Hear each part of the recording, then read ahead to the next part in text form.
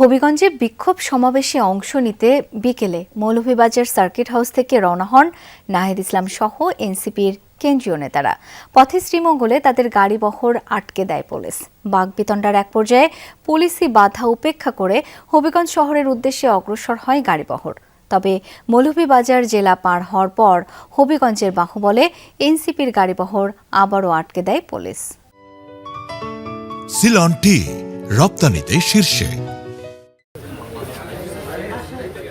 হবিগঞ্জে মঙ্গলবার নাসিরউদ্দিন পাটোয়ারি ও সার্জিস আলমের উপর গাড়িবহরের হামলার প্রতিবাদে বিক্ষোভ সমাবেশের ডাক দেয় এনসিপি।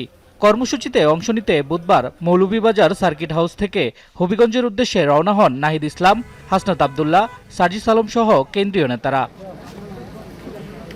এ সময় সার্জিস আলম বলেন, তারা আইনের প্রতি শ্রদ্ধাশীল। হবিগঞ্জে কর্মসূচি ঠেকাতে প্রশাসন পরিকল্পিতভাবে 144 ধারা জারি করা হয়েছে বলেও অভিযোগ করেন তিনি। তারা আমাদেরকে রক্তাক্ত করবে, তারা আমাদেরকে হত্যার উদ্দেশ্যে সন্ত্রাসী হামলা করবে, আর আমাদেরকে একটা প্রতিবাদ মিছিল পর্যন্ত করতে দিবে না। এটা হচ্ছে বর্তমানে বিএনপি সরকারের চরিত্র। তো আমরা আমাদের রাজনৈতিক যেটা অধিকার আমরা সেটা করতে যাব। তারা যদি মনে করে, জনাব তারেক রহমান যদি মনে করে যে তিনি ছাত্র দলকে হোক এই ধরনের একটা সন্ত্রাসী বাহিনী পুষবেন, তারা প্রকাশ্যে ঘোষণা করুক, আমরা সেভাবে মোকাবেলা করব। পথে শ্রীমঙ্গলে এনসিপির গাড়িবহর আটকে দেয় পুলিশ।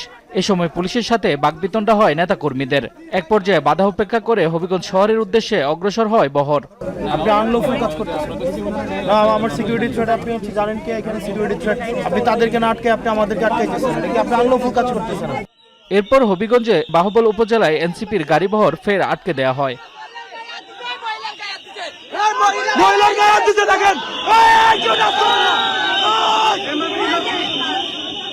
শামস তাবরিজ উচ্ছ্বাস, যমুনা নিউজ।